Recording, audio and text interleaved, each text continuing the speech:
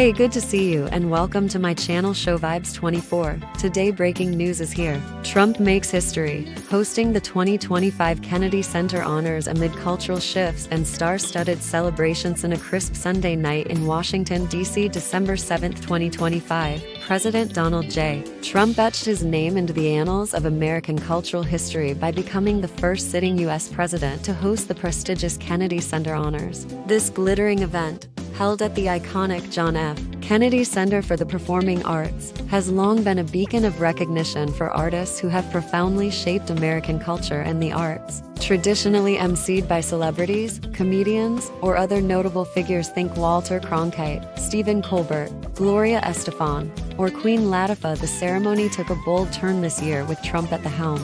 His presence not only marked a departure from convention but also underscored his ongoing crusade against what he perceives as woke influences in American entertainment and institutions. The Kennedy Center Honors, now in its 48th year, have been a staple of American cultural celebration since their inception in 1978. Created to honor lifetime achievements in the performing arts, the awards have recognized legends across genres, from dance and music to film and theater. Past honorees include icons like Fred Astaire, Marian Anderson, George Balanchine, and more recent recipients such as Earth, Wind and Fire, Sally Field, Linda Ronstadt, Sesame Street, and Michael Tilson Thomas. The event typically culminates in a gala at the Kennedy Center Opera House, broadcast later for a national audience. Over its 47-year history, it has redefined how America views its artistic legacy, blending bipartisan support with moments of political tension.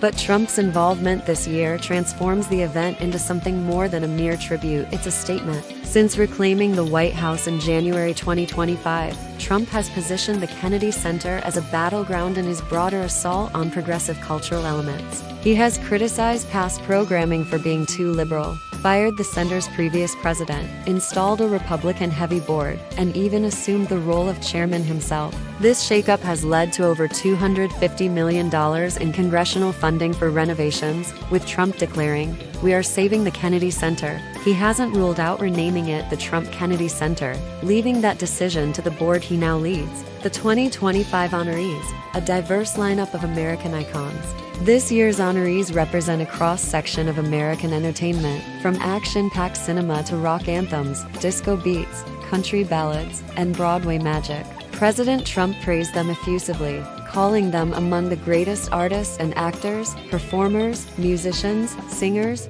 songwriters ever to walk the face of the earth.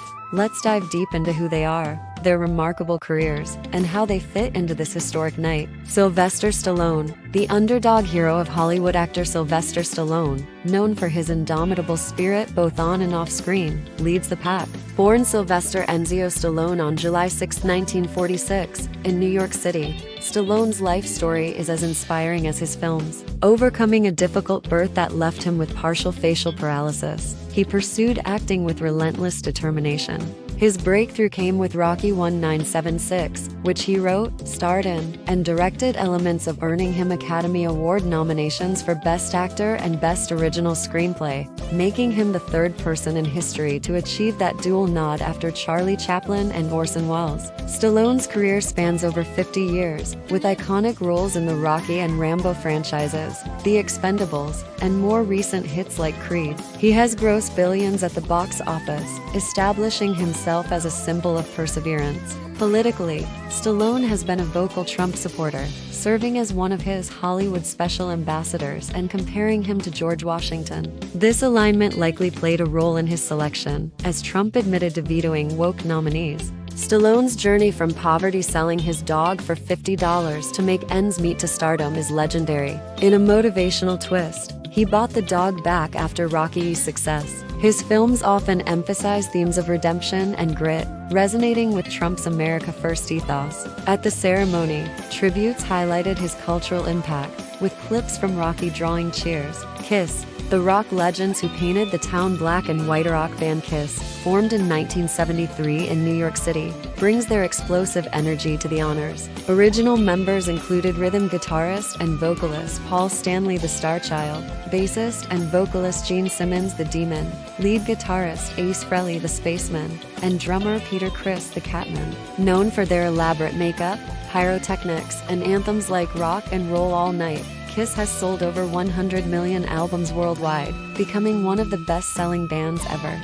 Their history is marked by lineup changes. Frehley and Criss left in the early 1980s, replaced by Eric Carr, Vinnie Vincent, Mark St. John, Bruce Kulick, Eric Singer, and Tommy Thayer. Despite shifts, Simmons and Stanley have remained constants. The band's theatrical style influenced glam rock and heavy metal, with their 1970s heyday defining arena rock. They unmasked in 1983, revealing a new era, and were inducted into the Rock and Roll Hall of Fame in 2014. Politically, views vary. Simmons praised Trump in 2016 but criticized him in 2022 for self-interest and racism. Stanley condemned the January 6th Capitol riot. Despite this, their inclusion aligns with Trump's preference for non-woke artists. Kiss's legacy includes comics, merchandise, and a devoted Kiss Army fan base. Their performance style, fire-breathing, blood-spitting, made them cultural phenomena. Gloria Gaynor, the disco queen who survived it. Disco singer Gloria Gaynor, born Gloria Fowles on September 7, 1943, in Newark, New Jersey, is celebrated for her empowering anthem I Will Survive 1978, which topped charts and became a feminist and LGBTQ+ staple. Growing up in a large family without a father, Gaynor faced hardships, including childhood abuse, but found solace in music. Her career spanned jazz, R&B, and disco, with hits like Never Can Say Goodbye and Let Me Know I Have a Right. After a stage fall left her with spinal issues, I Will Survive mirrored her resilience. She transitioned to gospel in the 1980s, winning Grammys, and continues performing. Politically, Gaynor has donated to Republican causes but remains relatively quiet. Some critics urged her to decline the honor due to Trump's policies, but she accepted. George Strait, the king of country music star George Strait, born May 18, 1952, in Paute, Texas, is hailed as the king of country, with 60 #1 hits, more than any artist in any genre. Strait's traditional sound has sold over 100 million albums. Raised on a ranch, he served in the Army, where he honed his skills in a country band. His debut, Unwound 1981, launched a career with classics like Amarillo by Morning and All My Exes Live in Texas. Strait's politics are private, but his inclusion fits Trump's vision. He has won numerous CMAs and ACMs, and his influence on neo-traditional country is immense. Michael Crawford, the Phantom of Broadway. Emmy Award-winning actor Michael Crawford, born Michael Patrick Smith on January 19, 1942, in Salisbury, England, is honored for his theatre prowess. Best known as the original Phantom in The Phantom of the Opera 1986, he won Olivier, Tony, Drama Desk, and Outer Critics Circle Awards for the role.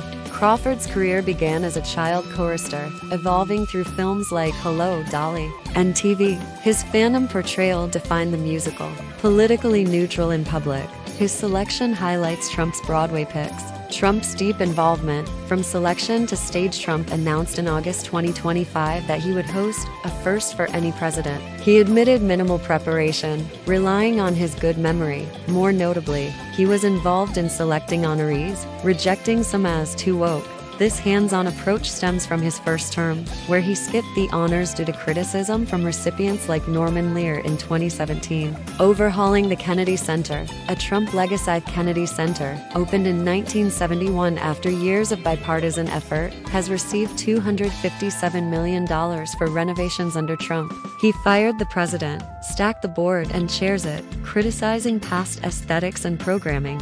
Funding history shows federal support since 1964, but Trump's infusion is record-breaking. Presidential precedents. Attendance despite difference. Previous presidents attended despite ideological clashes. Reagan honored liberal Arthur Miller, Clinton gun advocate Charlton Heston. Biden attended in 2021 and 2023, but Trump boycotted his first term. Honorees' views on Trump.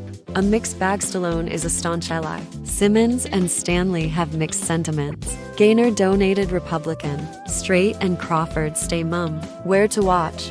Tune in for the broadcast. Catch the ceremony on CBS and Paramount Plus on December 23, 2025. Trump predicts record ratings. This event blends celebration with controversy, reflecting Trump's cultural imprint. For Show Vibes 24, please like and subscribe. It's a vibe of history, stars, and bold moves. Stay tuned for more.